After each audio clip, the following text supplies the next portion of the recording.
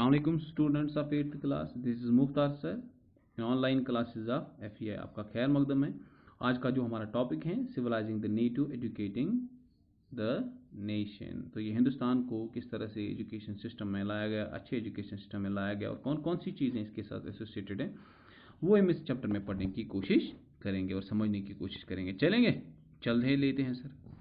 सबसे पहला जो टॉपिक हमारा ट्रेडिशन ऑफ ओरिएंटलिज्म। ओरिएंटलिज्म वो पहला तरीका था जिसके तहत हिंदुस्तान में एजुकेशन सिस्टम को इंट्रोड्यूस करवाया गया। इसमें ईस्ट और वेस्ट दोनों के इस टेक्स्ट को पढ़ा गया और उनको अंडरस्टैंड करके हिंदुस्तान में लोगों को उसी हिसाब से एजुकेशन दी जाने लगी। विलियम जॉन्स सबसे पहला नाम आता है हमारा इस ओरिएंटलिज्म में। ये 1783 में एक जूनियर जज एट कलकत्ता में अपॉइंट किया गया था। ये वहाँ पर था।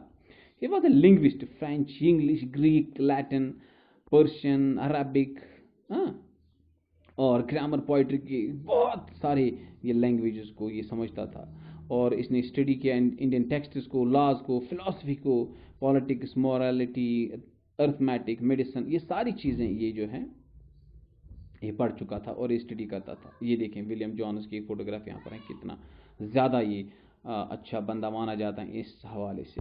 इसके बाद जॉन हेनरी थॉमस जो था, ये collar Brooke and national Holland जो थे, ये दो बंदे थे। इन्होंने एक सोसाइटी बनाई, एस्थेटिक सोसाइटी ऑफ बंगाल, और बाद में इन्होंने एक जर्नल भी बेसिकली स्टार्ट किया था जिसको एस्थेटिक रिसर्च का नाम दिया गया।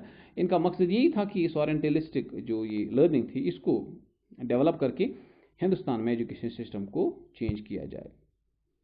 Henry Thomas, Colebrooke and Nathaniel Halhed, ये दोनों की फोटोग्राफ्स यहाँ पर रखी गई हैं। इनका एटीट्यूड थोड़ा सा डिफरेंट था, बहुत अच्छा था, इसको कह सकते हैं।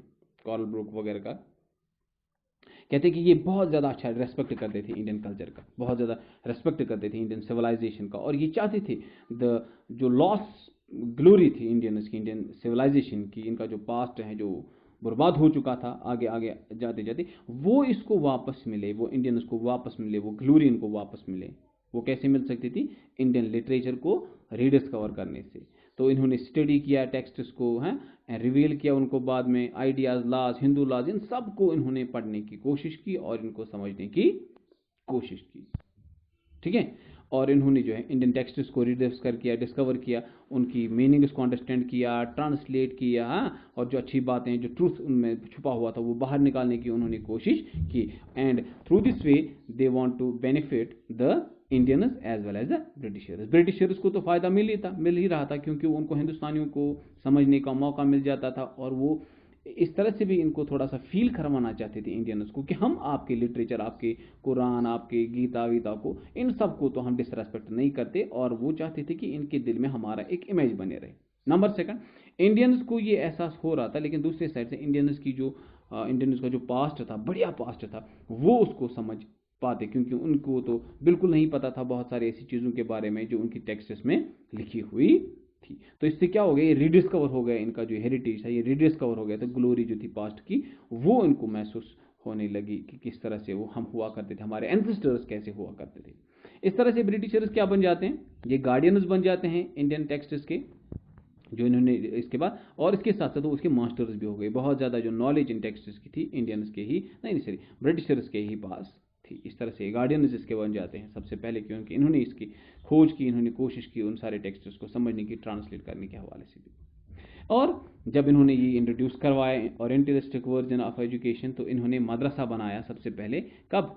1781 में। किधर?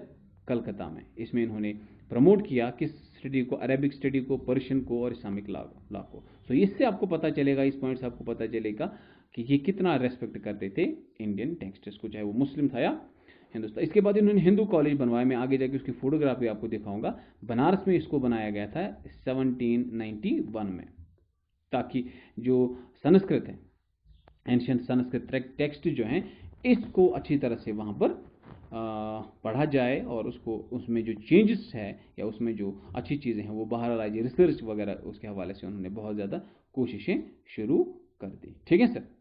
लेकिन बाद में ये पॉइंट जो था इनका, ये ओरिएंटलिस्टिक जो वर्जन या लर्निंग जो थी, ये आगे जाके वक्त के साथ साथ क्रिटिसाइज होने लगी। बहुत सारे ब्रिटिश ऑफिसर्स ऐसे थे, वो समझते थे कि ये तो बकवास है, इनका तो ये तरीका ही गलत है कि इनको पर्शियन पढ़ाओ, अरबिक पढ़ाओ, ये पढ़ाओ, वो पढ़ाओ, ये गलत तरीका है। हमें क्या करना है, हमें वो चीज़ें इनको देनी है जिससे ये सिविलाइज्ड बन सके। तो क्रिटिसिज्म जो है इस पॉइंट के साथ होने लगा। ओरिएंटलिस्टिक जो लर्निंग थी इसमें क्रिटिसिज्म होने लगा, वक्त के साथ साथ वो ज़्यादा डेवलप होता गया। ये देखिए सर, मैंने कहा था हिंदू कॉलेज के यहाँ पर जो बनारस का था, इसकी फोटोग्राफ हमने यहाँ पर डाल रखी है। ठीक है सर, इससे आपको पता चलेगा कि कितना ज़्यादा ये हायर एजुकेशन के हवाले से ये काम करते थे। ठीक है, ओके।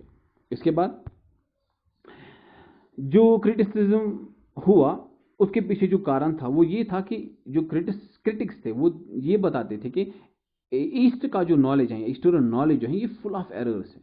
19th सेंचुरी में ये ज़्यादा डेवलप होने लगा ये क्रिटिसिज्म है, अर्ली 19th सेंचुरी में, और ये अनसाइंटिफिक है।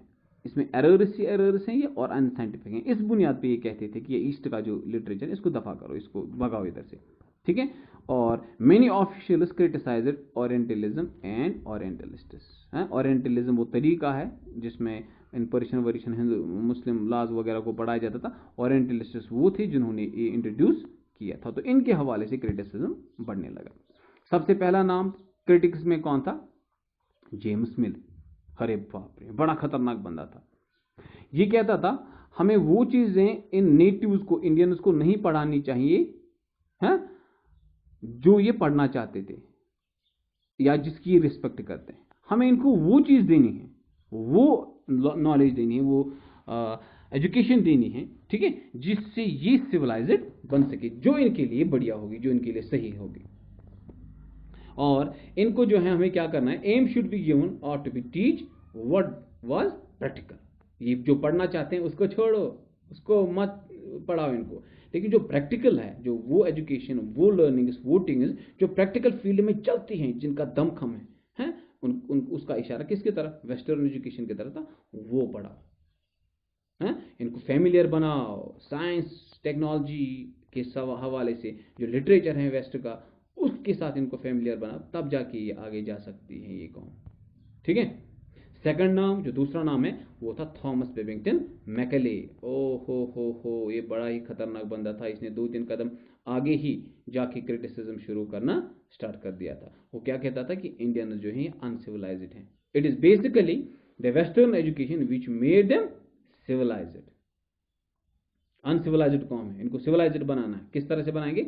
ईस्टर्न नॉलेज तो ये बना नहीं सकती हैं, कोई भी ईस्टर्न नॉलेज की ब्रांच ऐसी नहीं है अकॉर्डिंग टू दिस मैकाले कि जो कंपेयर कर सकती हैं इंग्लिश के साथ, या इंग्लैंड की किसी भी नॉलेज ब्रांच ऑफ नॉलेज के साथ वो कंपेयर ही नहीं कर सकती। ना यहाँ का मैथ, ना यहाँ का साइंस, एस्ट्रोनॉमी, जितने भी यहाँ के ब्रांच ऑफ नॉलेज हैं वो किसी काम के नहीं है। इंग्लैंड की किसी ब्रांच के साथ वो कंपेयर ही नहीं हो सकते। बाप रे बाप, सुपीरियर कौन है? ये और इनकी लैंग्वेजेस। ठीक है, इसके साथ ये जो मैकेले था, और इसने ये भी कहा आगे जाके कि एक सिंगल शेल्फ अच्छी यूरोपियन लाइब्रेरी का बहुत ज्यादा वैल्यू रखता है उस सारे लिटरेचर से जो इंडिया और अरेबिया का है। यहाँ की गीता, कुरान, यहाँ की हदीस, यहाँ की कथाएं, यहाँ का जितना भी नॉलेज है, लिटरेचर है, वो यूरोप के साथ कंपेयर ही नहीं कर सकता है। वो गड़बड़ है, वो बकवास है, उसके साथ कंपेयर ही नहीं कर सकता। And look at the statement given by the Macaulay, a single shelf of a good European library is worth the whole native literature of India and Arabia. बाप रे बाप, मेंटालिटी थी वो बंदे की। और इसने ये भी कहा कि we should stop promoting oriental language. हमें बंद करना चाहिए, मनी जो इसके ऊपर वेस्ट हो रहा है पुराने तरीके के ऊपर, वो बंद करना चाहिए। क्या बकवास इंडियन लिटरेचर पढ़ रहे हैं, क्या बकवास अरेबियन लिटरेचर पढ़वा रहे हैं आप इन स्कूलों में या हायर एजुकेशन में, बनारस वगैरह में, इसको बंद करो, ये बकवास है, ये सब कुछ फजूल है सर। हमें क्या करना है, हमें इनको इंडियन को इंग्लिश लैंग्वेज पढ़ानी चाहिए। बाप रे बाप, है तब जाके सिविलाइज्ड हो सकते हैं। फाइनेस्ट लिटरेचर जो यूरोप का है वो पढ़ा, ये आगे जाएंगे, वरना तो इनका आगे जाने का कोई स्कोप नजर नहीं आ रहा है। इसके बाद डेवलपमेंट जो है साइंस में, फिलॉसफी में है, इनको फैमिलियर करा उससे। ये आगे जा आएंगे। अगर इनको इन चीज़ों के हवाले से अवेयर नहीं करवाया गया, फेमिलियर नहीं करवाया गया, तब तो ये कौम आगे जाने वाली नहीं है। इस हवाले से मैकलेज मिनट्स एजुकेशन जो था, इसका जो मैकलेज मिनट्स बाद में कहा, इसका एक पॉइंट जो थे उनको मैकलेज मिनट्स कहा गया। इसके बाद एक एक्ट बनाया गया एजुकेशन के हवाले, इंग्लिश एजुकेशन एक्ट बनाया गया 1835 में। ठीक है, इस एक्ट के हिसाब से इंग्लिश लैंग्वेज को एज अ मीडियम बनाया गया। कहाँ पर? हायर एजुकेशन में। ओरिएंटलिस्टिक जो इंस्टीट्यूशन थे इनको प्रमोट करना बंद करवा दिया गया। कलकत्ता, मद्रास वगैरह जो थे, ये बनारस कॉलेज हैं, इनके अंदर जो है इंग्लिश लैंग्वेज जो है इंस्टीट्यूशन, इनको जो है प्रमोशन जो थी बंद करवा दी गई। और ये चाहते थे कि ऐसे जगहें, कॉलेजेस या मदरसा जहाँ पर ओरिएंटलिस्टिक वर्जन ऑफ एजुकेशन चलाए जा रहे हैं उनको बंद कर दिया जाए। ये बकवास है, इसके ऊपर कोई पैसा खर्च नहीं करना चाहिए। थॉमस ये बेबिंगटन मैकॉले हैं, इसकी फोटोग्राफ हमने यहाँ पर दी हैं आपको। ठीक है, इसके बाद आगे चलते हैं। एजुकेशन फॉर कॉमर्स, इसमें ये कहा गया, ये एक नया टॉपिक है। 1854 में एक कोर्ट जो था, कोर्ट ऑफ डायरेक्टर जो ईस्ट इंडिया कंपनी का था लंदन से, उन्होंने एक एजुकेशनल डिस्पैच भेजा गवर्नर जनरल ऑफ इंडिया को। हिंदुस्तान में जो ईस्ट इंडिया कंपनी का जो बड़ा ऑफिसर होता, गवर्नर जनरल उसको कहा जाता था। और इस जो ये डिस्पैच था, इसमें जो लोग थे, इनका जो हेड था वो कौन था? Charles Wood. चार्ल्स वुड इसको नाम दिया गया था, ये बंदा था चार्ल्स वुड। और इस चार्ल्स वुड का जो ये स्टेट, इसमें जो डिस्पैच लाया था, एजुकेशन डिस्पैच, उसको वुड्स डिस्पैच नाम दिया गया, इसको वुड्स डिस्पैच नाम दिया गया। They give more importance to practical benefits. ठीक है, इसके बाद वुड्स डिस्पैच जो था, इसने ज़्यादातर क्या किया, यूरोपियन लर्निंग को तरजीह दी थी। ये चाहता था, वुड्स डिस्पैच ये बताता था कि हमें यूरोपियन लैंग्वेज को डेवलप करना चाहिए, तब जाके हम आगे जा सकते हैं। It enable us the Britishers to make truthful and honest persons. हम यूरोपियन लर्निंग की ही मदद से हिंदुस्तान में ऐसे इंसान बना सकते हैं जो ट्रूथफुल होंगे, ऑनेस्ट होंगे। और ऐसे सिविल सर्वेंट्स भी हमें मिल सकते हैं यूरोपियन लर्निंग की वजह से, इंडियन लैंग्वेज की वजह से नहीं, इंडियन लिटरेचर की वजह से नहीं, वर्निकुलर टाइप ऑफ लर्निंग की वजह से नहीं, बल्कि जो नया सिस्टम इन्होंने इंट्रोड्यूस करवाना चाहा, यूरोपियन लर्निंग, साइंस, टेक्नोलॉजी, वहाँ के आइडियाज़, वो जाके इनको एनेबल कर सकते हैं कि ऐसे ऑफिसर्स बनाएं जो इनको सर्व कर सकें और जो ट्रस्टवर्दी होंगे। ये इनकी मेंटालिटी थी भाई साहब। इसके अलावा ऐसे लोग हम डेवलप कर सकते हैं जो स्किलफुल होंगे और जो एडमिनिस्ट्रेशन को चलाना जानते होंगे। ये सिर्फ यूरोपियन लैंग्वेज की ही या लर्निंग की ही मदद से हो सकता है। और जो पुराना तरीका यहाँ पर है वर्निकुलर एजुकेशन का, उससे तो कुछ और होने वाला नहीं है। Educational departments of the government were set up to extend control over all matters regarding the education. और इस वुड्स डिस्पैच में एक पॉइंट ये भी था कि हमें हर कोई वो इदारा जो एजुकेशन डिपार्टमेंट में आता है उसको पूरी तरह से सुपरवाइज करना है, उसके ऊपर पूरा कंट्रोल होना चाहिए, ताकि वहाँ पर कोई मनमानी किसी भी सूरत में कोई ऐसी चीज़ इंट्रोड्यूस ना की जाए, कोई किताब, कोई ऐसी थॉट जो इंडियंस की है यहाँ पर अपने लिटरेचर की, वो किसी भी सूरत में तब तक इंट्रोड्यूस ना की जाए जब तक हम उसको अलाउ ना करें। यानी कि पूरा कंट्रोल एजुकेशन सिस्टम पे ये चाहते थे। ये देखो चार्ल्स वुड की यहाँ पर हमने फोटोग्राफ डाल रखी हैं। इसके बाद आगे चलते हैं। इन्होंने बाद में यूनिवर्सिटीज़ और जो है एस्टैब्लिश करवानी शुरू कर दी अलग अलग जगहों पे, जहाँ पर इस नए सिस्टम के हवाले से मीडियम ऑफ इंस्ट्रक्शन जिसमें इंग्लिश रखा गया, इस हवाले से जो है यूनिवर्सिटीज़ बनाई जाने लगी। 1857 में जहाँ पर एक साइड से पंगा हो रहा था, हिंदुस्तान में गड़बड़ हो रही थी, यहाँ पर लड़ाइयाँ चल रही थी, अपराइजिंग हो रही थी, और इन्होंने कलकत्ता और मद्रास और बॉम्बे में क्या यूनिवर्सिटीज़ बनानी शुरू कर दी। ठीक है सर। इसके अलावा इन्होंने ये भी कहा कि वो must bring changes in the system of schools also. ये तो हायर लेवल पे ये पहले काम कर रहे थे, they first focused on the higher education, but afterwards they also decided to bring changes, positive changes in the school education also। तो इस हवाले से, स्कूलिंग के हवाले से इन्होंने क्या किया, पहले इन्होंने देखा था कि हम इसको तब्दील कराना चाहते हैं, स्कूलिंग जो थी यहाँ पर, जो पुराने तरीके से बच्चों को पढ़ाने का जो तरीका था, इस हवाले से इन्होंने एक बंदा लाया जिसका नाम था विलियम एडम। विलियम एडम को क्या कहा गया ये एक स्कॉटिश मिशनरी था कि जी आप हमें एक रिपोर्ट दे दो हिंदुस्तान के हवाले से, जो इलाका इनके कंट्रोल में था वहाँ पर किस तरह से स्कूलिंग वगैरह की जाती है, और पूरी रिपोर्ट दे दो। तो ये बंदा विलियम एडम जो था पूरे चक्कर वक्कर लगा के बंगाल और बिहार में पूरी तरह से घूम फिर के ये पूरी तरह से एक रिपोर्ट तैयार करता है। उस रिपोर्ट में क्या कहता है ये विलियम एडम, ये इसकी शक्ल है यहाँ पर, ये कहता है कि हमारे पास, ये विलियम एडम की शक्ल मैं फिर से दिखाता हूँ, ये विलियम एडम हमारे पास ही इसकी शक्ल है। ये आगे जाके क्या बोलता है कि there are at least 1 lakh schools, अरे बाप रे, 1 लाख स्कूल है बंगाल और बिहार में, वेयर इन बंगाल और Bihar, in which in every single this institution और स्कूल और पाठशाला कम से कम 20 बच्चे पढ़ते हैं। एक स्कूल में या एक पाठशाला में कितने बच्चे पढ़ते हैं? 20 बच्चे पढ़ते हैं। तो टोटल जो वहाँ पर स्कोर आ जाता था एटलीस्ट 20 लाख, यानी कि 20 लाख बच्चे इन स्कूलों में पढ़ा करते थे। और ज़्यादातर ये स्कूल वेल्दी पीपल बनाया करते थे, क्योंकि गरीब लोगों के पास उतनी हैसियत वगैरह नहीं होती थी। तो 1 लाख स्कूल, 20 बच्चे एक स्कूल में ज़्यादा से ज़्यादा हुआ करते थे, and there are at least 20 lakh students. अरे यार 20 लाख बच्चे। इसके बाद इसने एक और रिपोर्ट ये भी बताई जो आपको थोड़ा सा हंसी भी आ जाएंगे और आप इसे खुश हो जाएंगे, काश हमारे साथ भी ऐसा होता। फिक्स्ड फीस सिस्टम नहीं था, अमीर जितना देता था वो देता था, गरीब जितना भी देता था उसका भी थोड़ा ध्यान रखा जाता था। प्रिंटेड बुक्स नहीं थी, बिना बुक्स के सब कुछ होता था। सेपरेट स्कूल्स गर्ल्स और बॉयज़ के लिए नहीं होते थे। जो बेंच और चेयर्स का इनका कंसेप्ट नहीं है। ब्लैक बोर्ड तो ये ख्वाब में भी नहीं देखते थे। ब्लैक बोर्ड क्या करते हैं जब सब कुछ ऑरली होता था। सेपरेट क्लासेस नहीं होते थे। रोल कॉल रजिस्टर तो है ही नहीं सर। एनुअल एग्जामिनेशन, वाह वाह वाह, इसका तो नामो निशान नहीं था, ये पता ही नहीं था इनको।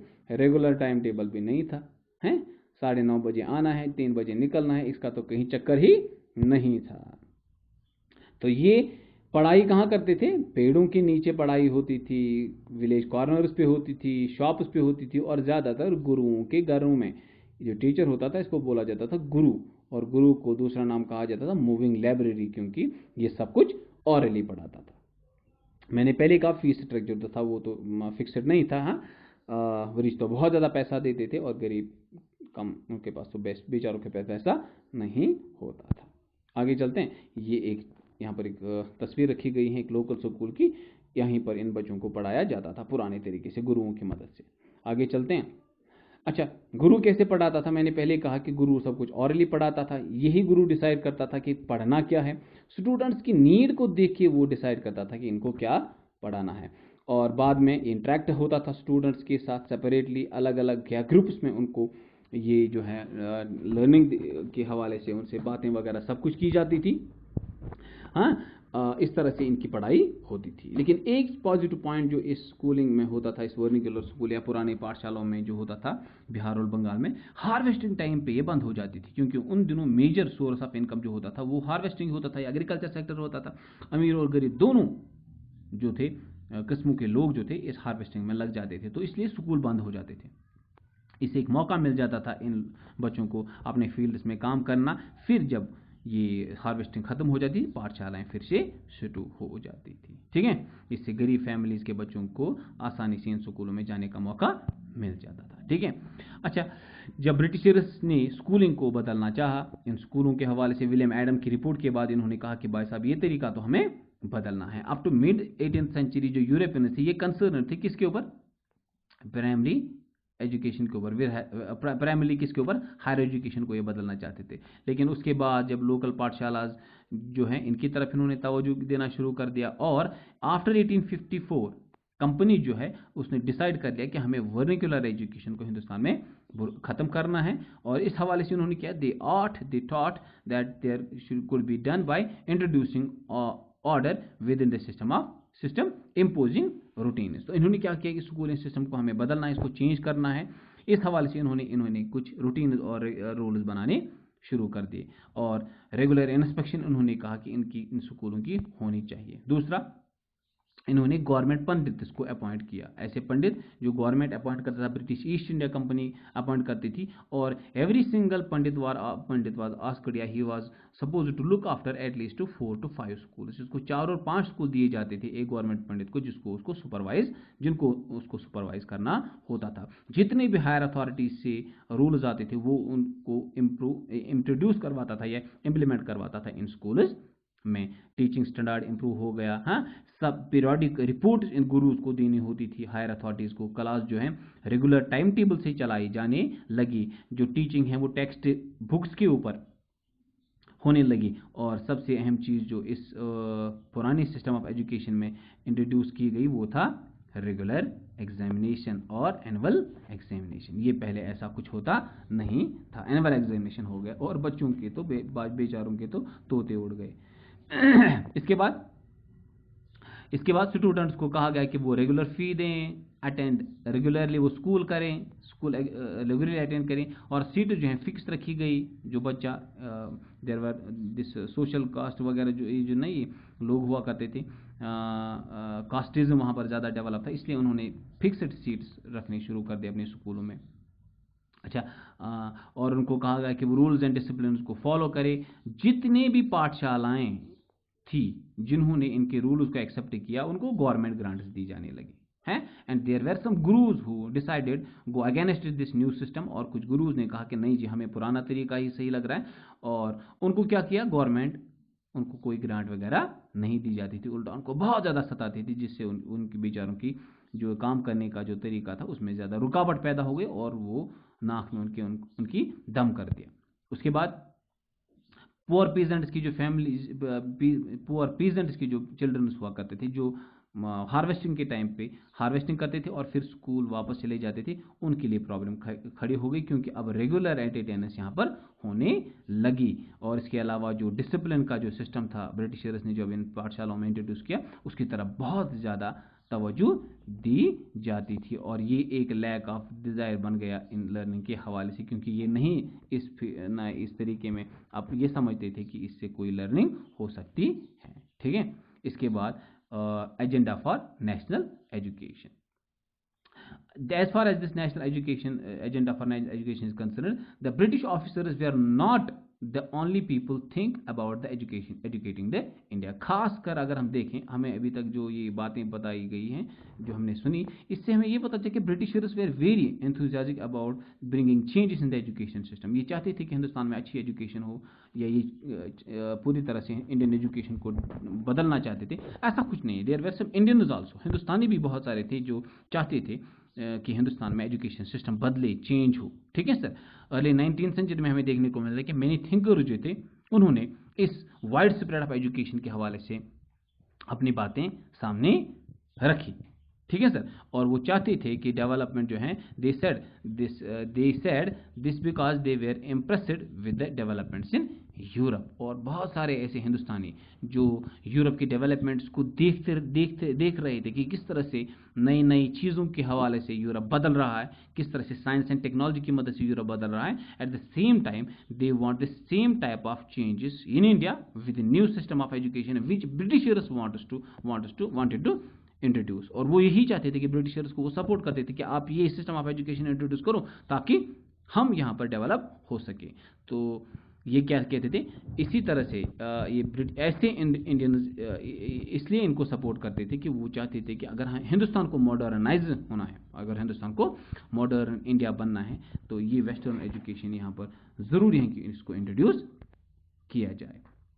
हाँ, और इसलिए वो चाहते थे कि बहुत सारे स्कूल और कॉलेजेस खुलवाए जाएं जहाँ पर वेस्टर्न एजुकेशन को दिया जाए स्टूडेंट्स को, ताकि आगे जाके बड़े होके वो हिंदुस्तान को आगे ले जाने में मदद कर सके। But there are some people, वहाँ पर उस टाइम पे कुछ लोग थे जैसे महात्मा गांधी, रविन्द्रनाथ टैगोर, जो इस सिस्टम ऑफ एजुकेशन के खिलाफ थे। बात करते हैं किसकी, महात्मा गांधी की। महात्मा गांधी क्या कहता था, ये जो कॉलोनियल एजुकेशन है ये हमें ये महसूस करवाएगी, it create a sense of inferiority in the minds of Indians।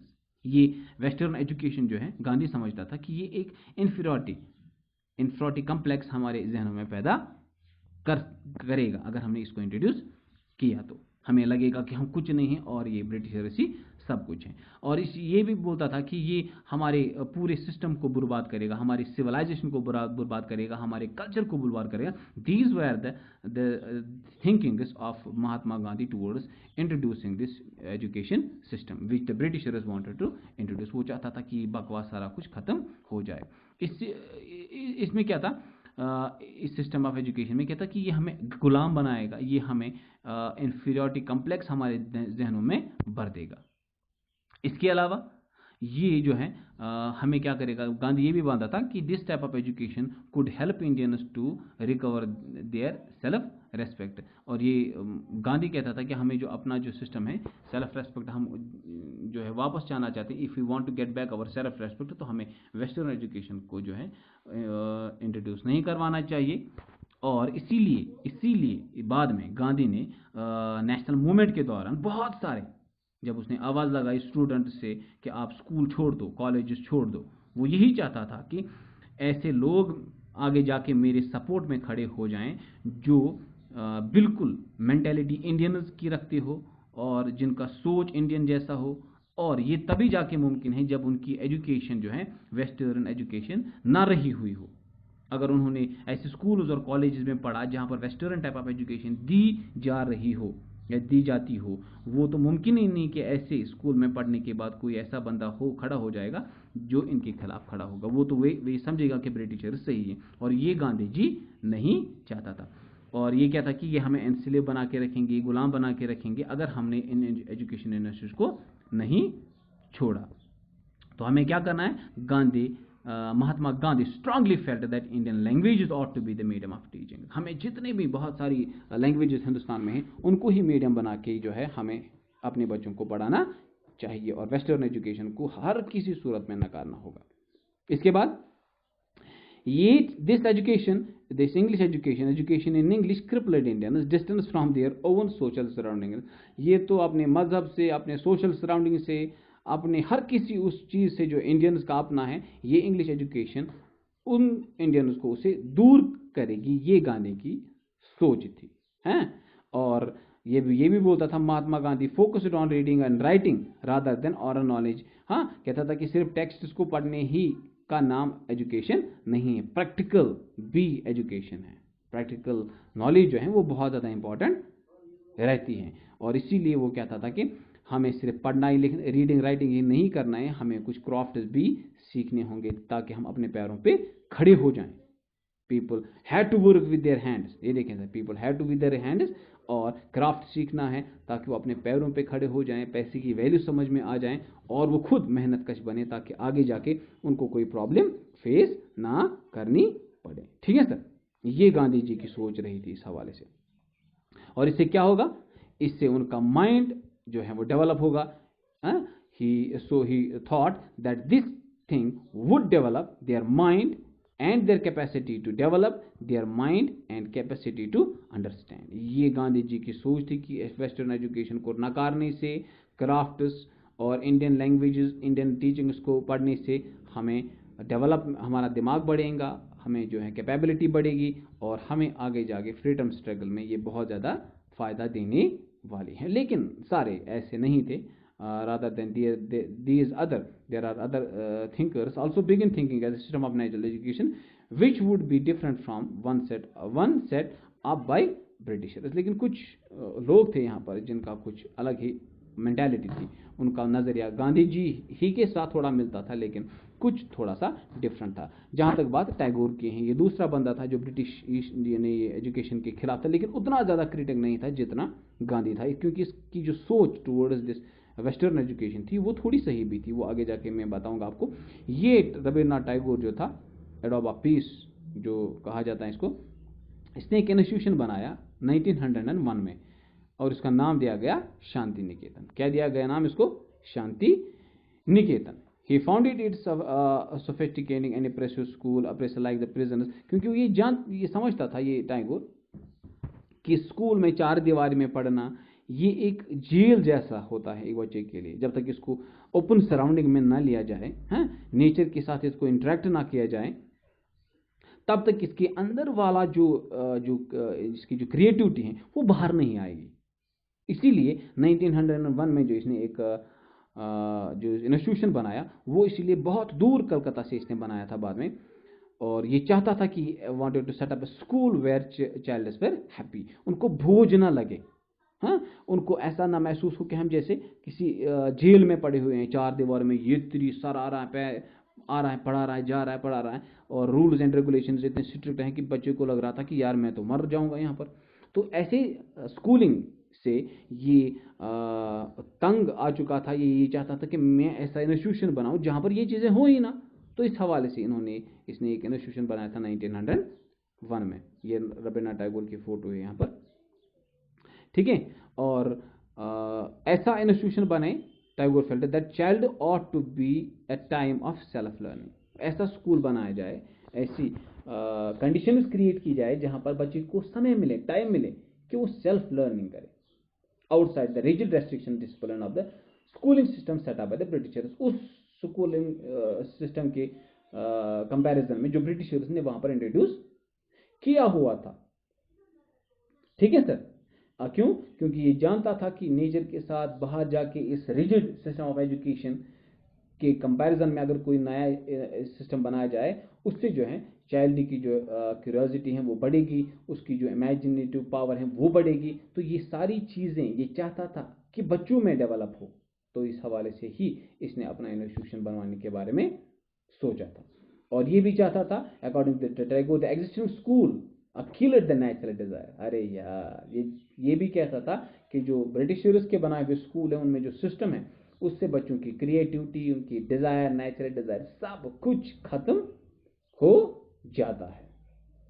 क्यों? और इसीलिए ये चाहता था कि to create natural creativity among the students, natural environment में ले जाके उनकी नेचुरल क्रिएटिविटी जो लर्निंग की है टुवर्ड्स लर्निंग इन ऑर्डर, वो डेवलप हो जाए। तो इसीलिए लगभग 100 किलोमीटर दूर कलकत्ता से उसने एक रूरल एरिया में अपना ये इंस्टीट्यूशन बनवाने के बारे में सोचा, क्योंकि वो सारे मकासद, वो सारे जो इसकी तमन्नाएं थी लर्निंग के हवाले से, बच्चों के क्रिएटिविटी वगैरह को डेवलप करने के हवाले से, बाहर लाने के हवाले से, वो तभी जाके मुमकिन हो सकती थी जब ऐसा स्कूल बने जहां पर वो सारे सिस्टम जो ब्रिटिशर्स ने इंट्रोड्यूस किए थे पढ़ाने के हवाले से वो उसमें ना रहें।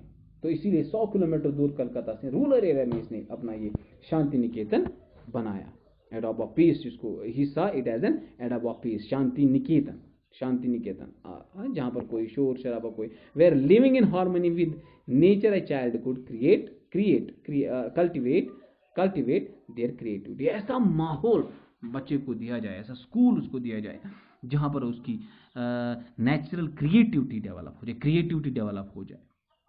ऐसा ना लगे, बच्चा खुश रहे, वहां पर बच्चा खुश रहे, उसको लगना चाहिए कि मैं पढ़ ही नहीं रहा हूँ, हाँ, खेल खेल में ऐसे उसको पढ़ाया जाए। तो ये एक तरीका वो डेवलप करना चाहता है, और शांति निकेतन के बनाने के पीछे मकसद यही है, ठीक है। ये देखो सर, यहाँ पर एक फोटोग्राफ आपको बना के दिया है हमने शांति निकेतन की ये फोटोग्राफ है। तो इसके बाद टैगोर और गांधी जो था, ये बहुत सारी चीज़ों में ब्रिटिश नई एजुकेशन में इनकी सिमिलैरिटी, इनके थॉट सेम थे, लेकिन कुछ डिफरेंस भी थी, क्योंकि गांधी जी जो था ये हाईली क्रिटिकल था टुवर्ड्स वेस्टर्न एजुकेशन, है, ठीक है। और ये क्या कहता था, western civilisation and its worship of machines and, क्योंकि पूरी तरह से वेस्टर्न एजुकेशन, वेस्टर्न सिविलाइजेशन के खिलाफ था, बोलता रहता था। लेकिन टैगोर जो था ये एक बड़ा डिफरेंट टाइप का बंदा था।